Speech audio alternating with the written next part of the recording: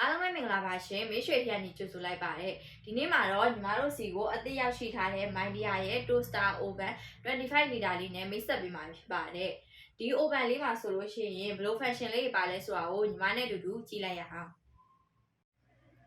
သူ့ရဲ့အပြင်ပိုင်းဒီဇိုင်းရဆိုလို့ရှိရင်လည်းချစ်လစ်ခိုင်ခံပြီးတော့မှသူ့မှာအပူကန်လက်ကင်ဝင်လေးလည်းပါပါတယ်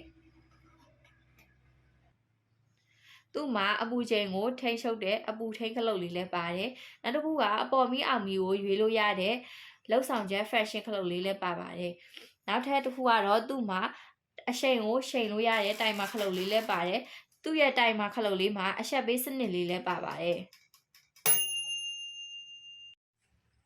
အထဲမှာဆိုလို့ရှိရင်သူ့မှာ manual စာအုပ်လေးလည်းပါတယ်အသုံးပြုလို့ရတယ်။သူ့မှာ running gate လေးလည်းပါတယ်။သူ့ရဲ့ runner ဆိုရင် official runner 1 year ပဲဖြစ်ပါတယ်။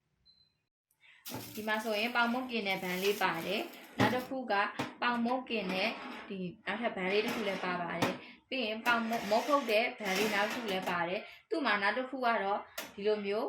အခုလက်ကင်ဝင်လေးလည်းပါပါတယ်ဒီလိုမျိုးထုတ်ရထည့်ရလွယ်ကူတဲ့အခုလက်ကင်ဝင်လေးလည်းပါပါတယ်အခုလိုသုံးရတာလွယ်ကူမြန်ဆန်ပြီးတော့မှ official running 1 year ပါရှိတဲ့ဒီ Toaster Oven 25 liter လေးကိုစိတ်ဝင်စားလို့ဝယ်ယူခြင်းနဲ့ဆိုရင်တော့ညီမတို့မင်းရွှေထီရဲ့ Facebook page ကနေဖြစ်စေ Messenger chat box ကနေဖြစ်စေလာရောက်ဝယ်ယူအားပေးလို့ရပါတယ် electronic နဲ့ generator တွေကိုတနေရာထဲမှာအမျိုးအစားစုံလင်စွာရွေးချယ်ဝယ်ယူဖို့မင်းရွှေထီကိုလမ်းခဲ့စို့